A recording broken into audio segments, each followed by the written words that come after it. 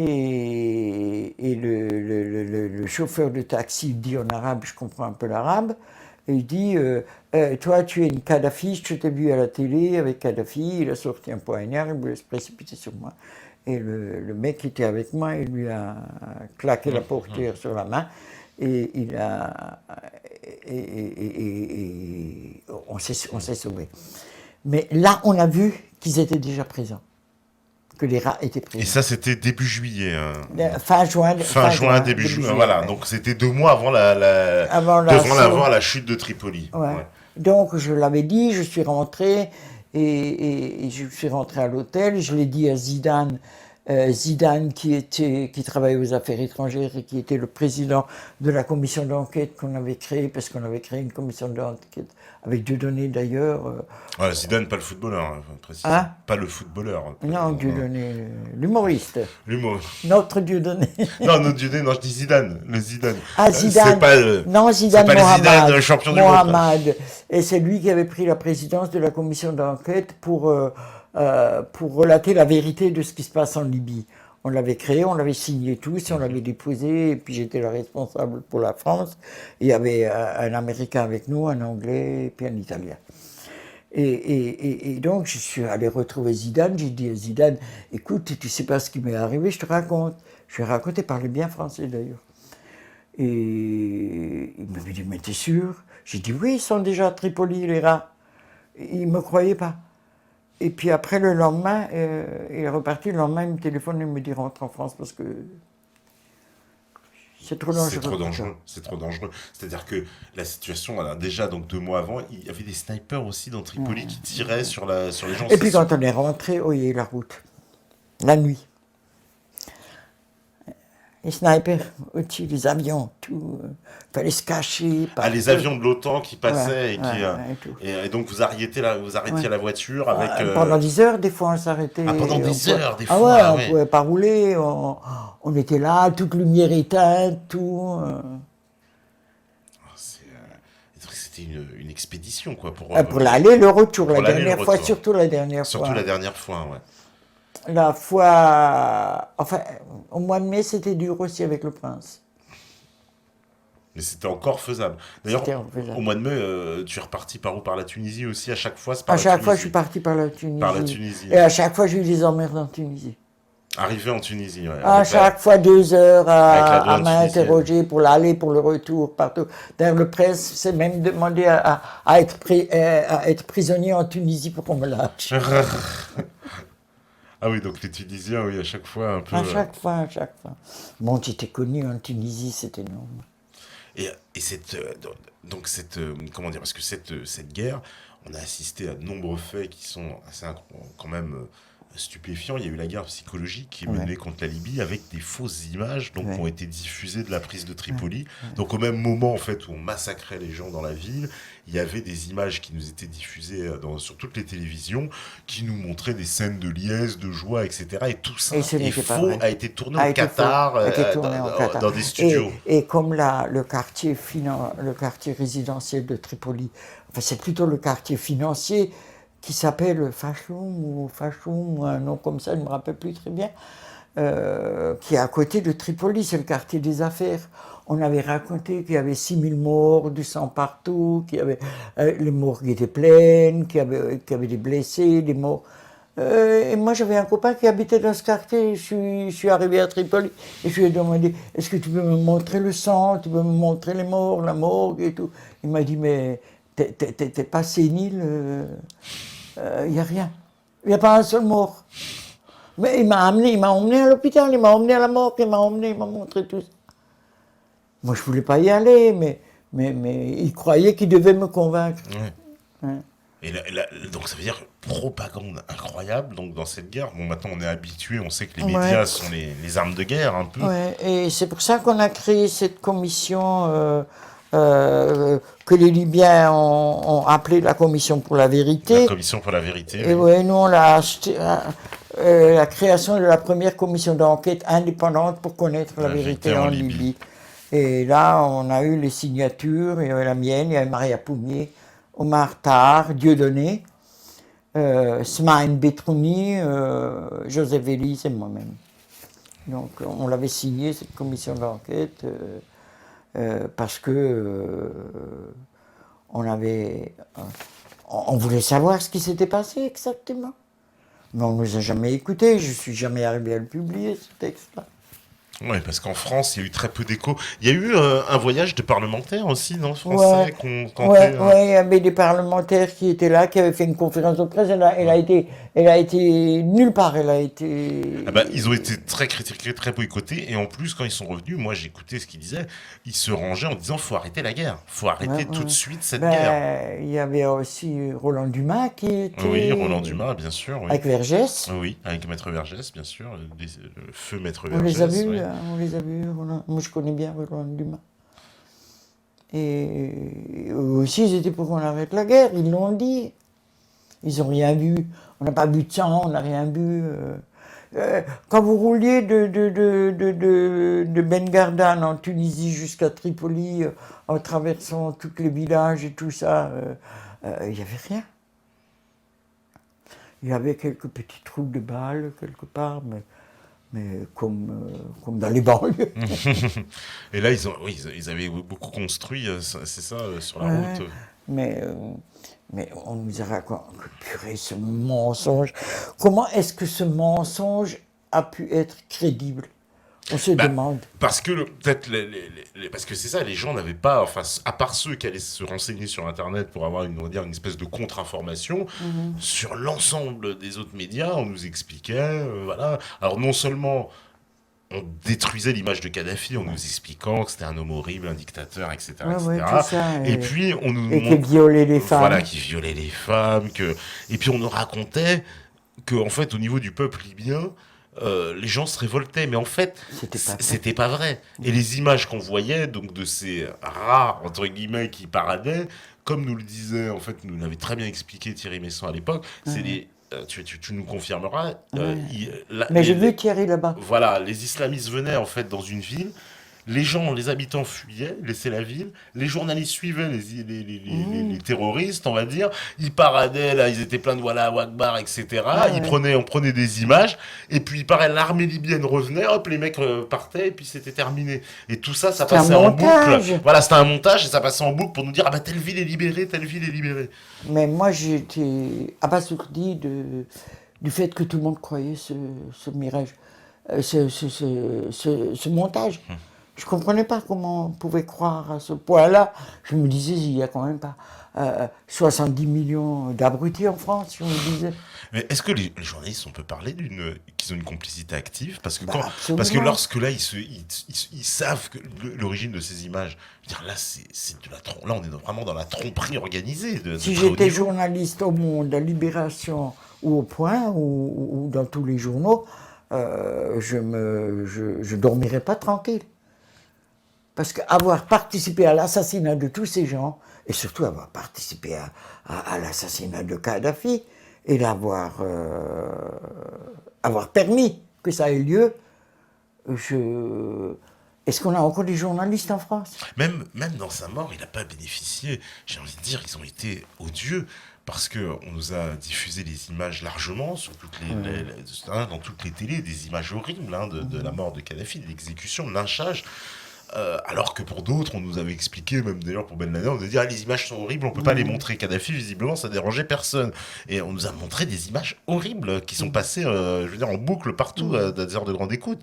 On n'a pas eu, il y a même pas eu de pudeur, j'ai envie de dire, vis-à-vis de Kadhafi. Non, rien du tout. Ils l'ont lynché. Il a été lynché de façon atroce, quoi. Et tout ça filmé. Alors, on a du mal.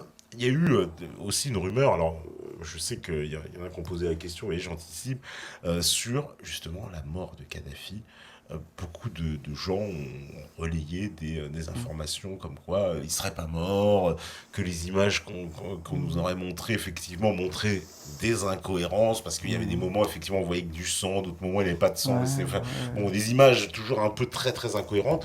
Qu'est-ce qu'on peut dire? C'est vrai, c'est faux, c'est quoi cette rumeur Et surtout la cicatrice, il avait une cicatrice, je ne sais pas de quel côté, mais il avait une cicatrice parce qu'on lui avait tiré dessus. Ouais. Donc il avait une cicatrice sur tout ça. Elle n'y était pas quand on l'a montré. Donc, moi aussi, je me posais des questions. Il y a beaucoup de Libyens qui se posent des questions, énormément. Mais moi, je ne pense pas que Kadhafi soit encore vivant. Parce que connaissant Kadhafi et sa tchatch, sachant qu'il ne pouvait pas se taire, on l'aurait déjà entendu. Il n'aurait pas pu se taire. On n'aurait pas pu rester comme ça, caché, non. voir tout ça Non, je et pense ne pas. pas parler. Je pense pas. À moins qu'il soit sérieusement blessé ou diminué. Ça, on ne sait pas. Parce que c'est quand même une fin assez étrange. Hein, il y a eu, bon voilà, on sait la chute de Tripoli, et puis après, ça a duré des mois. Il y a eu la chute de Sirte, c'était au mois de novembre, il me semble, ou d'octobre. Novembre, hein, voilà, c'était 3 Donc mois. Kadhafi a été tué le 20 octobre. Le 20 octobre, hein, donc voilà. Donc ça fait 2 mois quasiment après la chute de Tripoli. Il y a eu cette Sirte. Alors Sirte, pareil, c'est une ville martyre. Elle a été détruite, rasée. C'est le C'était une belle ville, elle était toute neuve. Ouais, hein.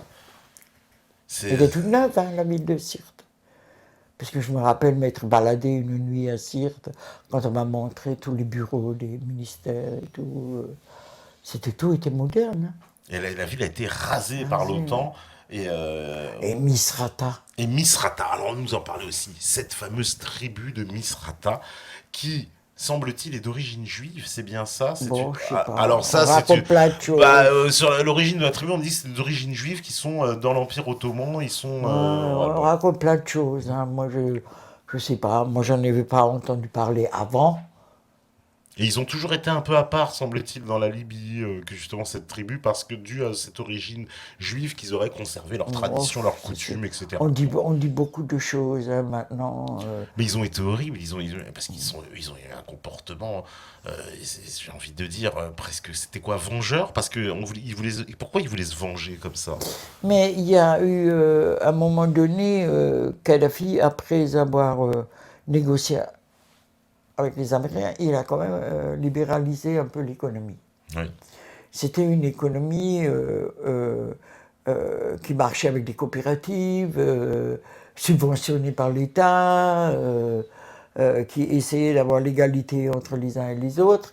Et en libéralisant l'économie, il y a eu des jaloux. Ah, et parce qu'il a créé des classes sociales en Il a créé des classes sociales. Ce qu'il voulait éviter, mais voilà, inévitablement, des gens sont enrichis dans la libéralisation. Voilà. Et il y en a qui étaient jaloux les uns des autres, hargneux. Il y en a qui travaillaient plus avec les Américains. De toute façon, il y en a beaucoup de Libyens qui ont commencé à travailler avec les Américains. Il faut voir ça aussi. Bien sûr, oui. C'est venu... c'était plus la Libye, tout à fait la Libye d'avant. À partir du moment où il ouvre le pays, finalement, il fait rentrer le loup. Hein. C'est terminé après. Parce que alors, moi, j'ai aussi eu comme information que ces Misrata, cette tribu, donc de la ville aussi du même nom, ils auraient été traités très correctement par Kadhafi. Il aurait même été fait bâtir j'ai presque envie de dire les meilleures choses de la Libye pour eux. Ils ont été les plus gâtés de la Libye. Misrata. C'était les plus gâtés de la Libye. Il adorait Misrata. Il adorait Misrata. Moi aussi. J'aimais beaucoup Misrata. Et ils ont été bien ingrats, dis donc. C'est une ingratitude totale. Il a été beaucoup trahi par les siens. Il a été, alors aussi sur la chute de Tripoli, un Franck qui nous avait donné cette information, mais bon, Alain Benajam aussi, Thierry Messon aussi, tout le monde nous l'a confirmé, je pense que tu nous la confirmeras aussi, c'est que Kadhafi, il a été trahi par le général qui était en chef de la garde de Tripoli, qui était chargé de la sécurité de Tripoli. Et puis surtout par Moussa Koussa, il a été trahi. Il a été trahi. Et il y a beaucoup qui ont... Enfin, beaucoup. Pour un petit pays comme la Libye, je pense qu'il y en a quand même quelques-uns qui ont... Voilà, il a été trahi. Alors, moi, les informations qu'on m'a données sur cette affaire, c'est que ce fameux général en chef de Tripoli aurait touché une somme considérable, évidemment, pour... Donc on les a achetés. C'est presque un paradoxe total. C'est le pays, lui, qui avait tout donné à son peuple. Il se fait trahir par des gens qui ont été achetés. Oui. Il y avait beaucoup de traîtres. Et j'ai été étonné de ça. Et même des Libyens que je connaissais à Paris. Qui ont retourné leur veste, J'étais choqué, mais bon. Mais ils regrettent aujourd'hui, ces Libyens. C'est quoi leur sentiment quand ils voient ce qui se passe quand même? Ils peuvent pas ignorer que le pays quand même est dans un état lamentable. Ils sont plus vivants, hein. Même ceux qui ont trahi, ils ont été descendus, hein, par les islamistes, hein. Même ceux qui ont trahi. C'est-à-dire ceux qui ont trahi, ils ont trahi. Alors déjà pour un plat de lentilles, j'ai envie de dire, et en plus de ça, il y en a beaucoup qui sont morts. Et beaucoup qui sont morts. Ouais. Et la résistance libyenne, parce qu'elle s'organise. Elle s'organise, il y a la résistance verte. Elle s'appelle la résistance verte. Elle avait repris même à un moment donné. Alors, c'est des informations, j'avoue, très confuses, hein, qui venaient de Libye, mais on nous parlait de villes qui étaient redevenues vertes. Hein, on nous a montré un moment, par exemple, Bani Walid, avec le drapeau vert, qui est exactement les gens qui étaient dans la rue. Ouais, mais la Libye, ça change du jour au lendemain, ça change partout. Parce qu'avec ces groupes djihadistes, c'est qu'il y en a beaucoup. Et elles ne s'entendent pas entre elles. Et elles s'entretuent entre elles. Et maintenant, la résistance verte essaye de se frayer un chemin là-dedans. Et donc, il y a... la majorité des tribus sont restées fidèles à Kadhafi. La majorité. Hein. Il y a une minorité qui n'est... Mais il y a la majorité. Et donc, il y a tout un travail qui est en train d'être fait. Et ils ont créé un parti vert, parti unifié vert, et ils ont... avec lequel ils veulent participer aux élections. Et on leur a interdit, c'est ça? On leur a interdit les élections, mais il n'y a que la moitié qui va participer aux élections, l'autre moitié continue la résistance. Et voilà, et en plus, ceux qui étaient à l'étranger n'ont pas pu participer. Ils n'ont pas pu participer, n'ont pas pu voter. Donc il y en a qui vont soutenir ce gouvernement qui se trouve à Tobrouk actuellement. Parce que c'est trop dangereux. Aveu d'échec d'ailleurs, puisqu'ils se sont dit à Tripoli ni à Benghazi, ils sont à Tobrouk. Ouais. Mais parce qu'ils ne veulent pas laisser le pays à cette racaille. À cette racaille, oui. Parce que c'est vraiment de la racaille. Hein. La racaille qui a été créée par les Américains, Israël, l'Europe, et financée par eux et par le Qatar. Et maintenant, ils sont mis dans tout le Sahel. On en a au Mali, on a en Niger, Centrafrique, Tchad, au Cameroun, même au Cameroun. Au Cameroun, bien sûr, ouais, voilà, Boko Haram avec le Nigeria, ouais, au Cameroun. Tout ça. Et donc les Libyens, les exilés s'organisent entre eux déjà, commencent à s'organiser, et la résistance verte commence à s'organiser en Libye. Mais c'est pas demain la veille qu'ils vont libérer la Libye. Ça va durer un petit moment. À moins que l'Occident soit assez intelligent pour éviter que toute l'Afrique, déjà le Sahel, et après l'Afrique, soit à feu et à sang, à essayer de négocier avec Saïf. Saïf el-Islam est reconnu par les tribus parce que c'est un kadhafiste. Il faut négocier, il faut dialoguer, il faut se servir de Saïf pour pacifier, essayer de pacifier la Libye. Mais avec nos connards qui sont qui ont fomenté cette guerre en Libye, qui la fomentent en Sibérie, parce que ce sont les mêmes. Oui, là, ce sont les mêmes schémas. Je me demande quoi faire. Saïf n'a pas la stature de son père. Mais il est son fils, il a la légitimité pour continuer la lutte. Et moi, je pensais à un moment donné remplacer Kadhafi par Aïcha. Parce que elle est extraordinaire, cette nana. Moi, je l'ai rencontrée plusieurs fois. Je l'ai rencontrée en France, je l'ai rencontrée à Tripoli. C'est une nana très courageuse. Mais la Libye n'est pas prête pour que ce soit une femme qui gouverne. Mais je pense que si nos gouvernements ont un peu de jugeote, ils essayent. Ouais, malheureusement, c'est pas leur fort, semble-t-il. On me dit, c'est vrai, si l'OTAN n'était pas intervenu, le régime de Kadhafi aurait-il vaincu les djihadistes? Certainement. Bah oui, certainement. Il les avait déjà vaincus. Il avait les moyens. Il avait déjà vaincus parce que il y a eu déjà une émeute en Libye avec les djihadistes et ces islamistes qui étaient en prison. C'était quoi? C'était eux, voilà, avec le Abdelhaki Belhadj, etc. Avec tout cela, il y en avait qui ont été tués dans un stade à Tripoli. Et Kadhafi se serait défendu, comme toujours. Il croyait d'ailleurs qu'il pouvait le faire. Il ne penserait jamais que l'OTAN allait bombarder. Parce que là, la Libye, elle s'est retrouvée en guerre avec, alors c'était combien? Une coalition de 14 pays. 14 voilà. pays. Ils étaient nombreux. Hein, et puis, on vous dit pays, puis en plus dedans, c'est la France, l'Angleterre, voilà, l'Italie, etc. Enfin, c'était toute une armada. Il y avait une armada devant les côtes libyennes, c'est ça, semble-t-il. Et puis le Charles de Gaulle qui était là, que je voyais de la fenêtre de l'hôtel où j'étais. Que j'ai vu. Quelle horreur! Ça veut dire qu'il était vraiment au niveau des eaux territoriales libyennes, si tu le voyais il n'était pas très loin, quoi. C'est incroyable.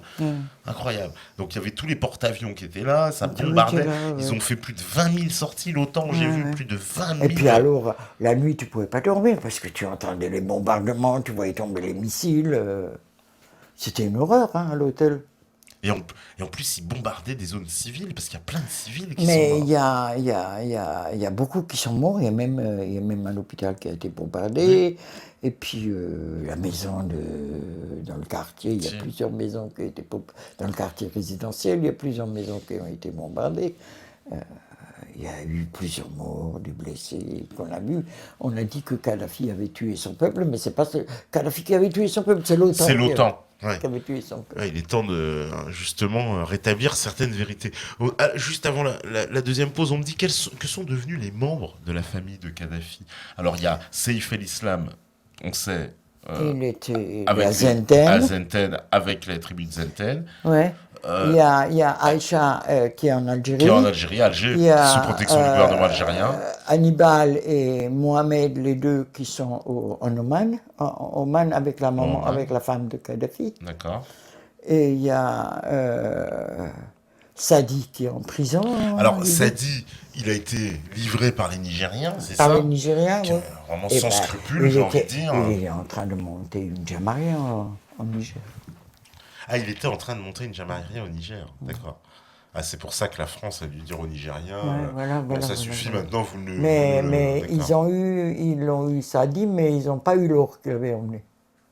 Ah, ils n'ont pas eu l'or? Non. Parce qu'il est parti avec de l'or, c'est ça? Il est parti avec une grosse somme d'or. Et puis, qu'est-ce qu'il y a encore? Non, à part ça, il y a plus grand monde. Hein. Muntasir a été tué avec son père. Saïf el-Arabi a été tué par le bombardement. Et puis, il y en a un encore, je ne sais pas, dont on ne sait pas s'il est vivant ou pas. Donc Kamis, lui, aurait été tué avec Kadhafi. Mais non, ce n'est pas Kamis qui a été tué avec Kadhafi. C'est Muntasir qui a été tué avec Kadhafi. Et Kamis, on ne sait pas s'il est mort ou pas. On ne sait pas s'il est mort ou pas, voilà. Lui, on ne sait pas s'il est mort ou pas. Bon, en tout cas, on va faire la petite pause, on revient juste après, et ensuite, on va répondre à toutes vos questions, mes chers amis. Voilà, on fait la pause, et puis on revient juste après à vous la régie. Il y en a beaucoup des questions. Ouais, il y en a plein. Ok, voilà, le retour, toujours avec Ginette Scandrani, toujours sur la Libye verte, toujours la libre antenne, toujours sur la saison 2. Et cette fois, en plus, on va prendre directement toutes les questions des métanautes. Alors, il y en a plein, on va essayer de répondre au maximum. On me dit, une question qui te faire peut-être sourire, on me dit, avez-vous lu le livre vert du colonel Kadhafi? Mais évidemment, j'en avais 2000 sous mon lit. Je les ai tous donnés. Voilà. Donc évidemment, je l'ai lu quand j'ai écrit sur les congrès, les fameux comités de base, la démocratie directe. J'ai beaucoup pris du livre vert. C'était la question, on va dire, un peu évidente. On me dit...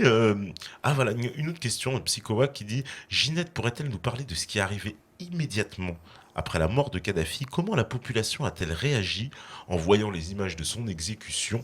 On a très peu entendu parler de l'après-Kadhafi en France. Évidemment, parce qu'après Kadhafi, les médias, eux, sont complètement désintéressés de la situation. Mais comme je vous ai dit tout à l'heure, les rats cherchaient tout le monde. Même les familles dont les enfants s'appelaient Aïcha ou Saïf. Ils ont été arrêtés, les gens ont été arrêtés, les Libyens se sont tus, ils ont eu peur, ils ont tous eu peur. Il y a eu un massacre en plus à Tripoli, dans le quartier des fonctionnaires, le fameux quartier d'Abou Slim, je crois, je me suis dit, il y a un massacre total, on a massacré les gens. On a les rats, comme les appelait. Au lieu d'appeler les islamistes, je préfère les appeler les rats. Les rats, ils ont tué tout le monde, ils ont massacré tout le monde, ils se baladaient avec leur kalachnikov partout, dans les rues, partout. Moi, je fais la voix de la Libye.com. Je l'ai commencé au mois de mai 2011 à la faire en Libye, et puis je continue à la faire, ça fait depuis 3 ans et demi. Et je reçois beaucoup d'informations. Je reçois beaucoup d'informations de Libyens qui sont en Tunisie, ou de Libyens qui sont en Libye, ou de Libyens qui sont en Afrique, dans les pays noirs. Et donc, ils nous ont dit, ils m'ont raconté comment les Libyens avaient peur. Ils étaient traumatisés. Et puis, la majorité du peuple aimait Kadhafi. Il y a eu une grande manifestation, d'ailleurs, en juillet, qui a réuni, alors, il me semble, plus d'1 million de personnes. Oui. Donc, ce qui signifie, parce que c'est considérable pour un pays comme la Libye, c'est un 6e. Dire, au niveau de la France, ça nous ferait des manifestations énormes. Et même quand nous étions là-bas au mois de mars 2011 avec Maria, nous étions avec Maria, nous nous sommes baladés au bord de la mer, on a vu des voitures arriver avec des drapeaux verts et tout, toute la jeunesse qui venait. Puis il y en avait des milliers qui venaient pour soutenir Kadhafi. Et on a été interviewés par une télé, on a passé sur une télé, Maria et moi, avec eux. Deux nanas avec les cheveux blancs. Ça faisait marrant. Non, mais faut vraiment qu'on sache ce qui s'est passé. Alors, qu'est-ce qu'on me dit encore? On me dit... bonsoir madame, concernant l'affaire des infirmières bulgares, que s'est-il vraiment passé? C'est vrai qu'on n'a pas trop compris. Alors, il y a des infirmières qui avaient été arrêtées en Libye parce qu'elles inoculent. On les avait accusées d'inoculer le sida en fait à des enfants, c'est ça? Ouais. Mais c'est réel? C'est faux? C'est quoi? Mais il y a eu effectivement des cas de sida de bébés. Oui. Mais je ne pense pas que c'était les infirmières, je pense que ça a été étouffé alors, cette affaire, c'est quoi Ça a été inoculé, parce que vous n'avez pas tout à coup 200 enfants qui ont le sida, c'est impossible, 200 bébés. Et moi, je pense que c'est un virus qui a été inoculé. Mais peut-être pas par les infirmières. Peut-être pas par les infirmières elles-mêmes. Et on ne peut pas dire, on ne le sait pas, on ne connaît pas, on ne peut pas accuser quelqu'un. Ouais. On me dit Mandela a rencontré Kadhafi en premier après sa libération. Parce que, il faut le préciser, Mandela était un ami de Kadhafi et Kadhafi l'avait soutenu, il soutenait Mandela. Et je me suis trouvé un jour en grand hôtel à Tripoli. Le matin, je prends mon petit déjeuner, je m'assieds, tout à coup, il y a quelqu'un qui me demande, je peux m'asseoir avec vous. C'était Nelson Mandela, qui s'assied en face de moi et qui prend son petit déjeuner avec moi et qui commence à me raconter sur la prison, surtout. On parlait en anglais. Je suis pas très bonne en anglais, je me débrouille. Mais c'était génial. Mais ce n'est qu'en Libye qu'on rencontrait ces gens-là. J'ai aussi rencontré Chavez, il n'était pas encore président. Il m'a été présenté par Kadhafi. J'ai rencontré Laurent Désiré Kabila, le vieux. Et le vieux, oui. J'ai rencontré Boukabeni. Ah ouais. En Libye, Ben Bella, que je connaissais déjà. Mais j'ai rencontré plein de monde. Mais c'est qu'en Libye qu'on rencontrait ces gens-là. Et ces gens-là, Mandela était quelqu'un de très simple. C'est extraordinaire. Et c'était vraiment un ami à Kadhafi, Mandela. On me dit, bonsoir Madame Scandrani, connaissez-vous et que pensez-vous de Riyad Sattouf concernant l'Arabe du futur, une bande dessinée autobiographique très critique qui relate sa mauvaise expérience d'enfant en Libye, puis en Syrie, 2 pays alors marqués par l'idéologie du socialisme arabe. Je sais pas, je connais pas. Ah. Non, je m'excuse, moi j'ai pas... c'est une BD très critique envers... je sais pas trop, moi je la connais pas non plus, donc je connais pas cette BD. Mais je suis prêt à tout entendre, même la critique. Ouais. Alors, petite question encore. On me dit, vous nous dressez un beau portrait de Kadhafi, partant du principe qu'il n'a pas de gentils d'un côté et des méchants de l'autre. Pour moi, il n'y a que moins pire ou plus pire qu'eux. Ma question est celle-ci, quels étaient les côtés sombres de Kadhafi ? Je l'ai expliqué tout à l'heure, c'était les comités révolutionnaires. Les comités révolutionnaires qu'il avait créés, qui étaient une espèce de police parallèle Et je l'ai dit, et ça m'a gêné, Mais ils m'ont expliqué, il fallait bien que quelqu'un contrôle, parce que dès l'âge de 16 ans, les jeunes devaient rentrer dans les congrès de base, devaient travailler là-dedans, et il fallait bien que quelqu'un contrôle qu'ils y vont bien, qu'ils y vont pas. Mais ça, c'était quelque chose que moi, je n'aimais pas, ces comités révolutionnaires. De la façon dont ils avaient été constitués et qui dépendaient directement de Kadhafi, donc qui passaient au-dessus des congrès. Voilà. Ça, c'est une des choses que je n'aimais pas et que je ne me suis jamais gêné pour le dire. On nous demande, est-ce que tu peux nous parler un peu de l'aspect écologique de la Libye sous Kadhafi? La terre nourricière constituait-elle un socle pour la société libyenne? Alors déjà, il me semble, tu vas nous confirmer, mais il n'y avait pas comme il n'y avait pas justement ce principe de propriété privée, la terre était collective. Et en fait, on louait l'usage de la terre, c'est ça? On louait l'usage de la terre. Et puis, c'est-à-dire que quand on voulait construire une maison, on la construisait, et la famille s'agrandissait, on pouvait remonter une pièce ou deux pièces en grand, mais on ne pouvait pas déménager, il fallait qu'on garde cette terre. Moi, j'ai beaucoup aimé le côté écolo de Kadhafi par rapport au désert. Il ne voulait pas du tourisme à cause des grains de sable. Il disait préférer ces grains de sable au tourisme. Et ils étaient très, très écolos, mais par contre, je n'aimais pas. Ils avaient construit une autoroute au bord de la mer, à l'entrée de Tripoli. Je n'ai pas aimé cette autoroute. Déjà, je leur avais dit que c'était une connerie de construire une autoroute au bord de la mer, parce que c'était un accès pour les envahisseurs. Et ça s'est prouvé. Et ça s'est prouvé, ouais, parce que pour le coup, ça a facilité l'invasion de la Libye. Et ce que j'aimais, et c'est bien un côté écolo que j'aimais, c'est le musée de Tripoli, qui était extraordinaire et qui expliquait bien tout l'historique de la Libye, l'historique du monde arabe, l'historique de l'Afrique, avec une pièce par idée. C'était pas encombré comme nos musées chez nous. Il y avait une idée, une pièce, écrite en arabe, en anglais, en français, pas en français, en anglais, en arabe. Et ça, j'aimais bien. Le côté simple des Libyens, le côté qui n'était pas gaspilleur. C'est ça que j'aimais bien. Pour moi, c'est la véritable écologie. Hein. Maintenant, je ne sais pas ce que ça a donné. Hein. Et ce que j'aimais aussi en 90, quand je suis arrivé, c'est des espèces d'autoroutes qu'ils avaient où tu voyais des voitures, des chameaux, des ânes. Il n'y avait pas de feu rouge. Ils étaient vachement respectueux. Et ce que j'aimais aussi, c'est la place verte. Hein. Oui, la place verte, la fameuse place verte dont on a vu beaucoup d'images. Et elle était belle. Hein. C'est une vieille place magnifique, hein, une place du XIIIe siècle, il y avait je crois bien. l'espèce de caserne qui était derrière, où Kadhafi était souvent. Donc, il y a même un copain que j'avais emmené un jour qui a pris des photos de cette caserne et il s'est fait arrêter. On me dit encore, alors, la création d'un nouveau dinar or, c'était l'idée de Kadhafi, une nouvelle monnaie en or massif unique sur le continent africain qui mettrait en péril le dollar et l'euro. Qu'en est-il maintenant de ce projet? Tu nous disais un peu tout à l'heure que c'est fini, quoi. Ils essayent de... C'est pas tout à fait fini, puisqu'il y a des gens qui ont envie de le reprendre. Il y a ça se discute.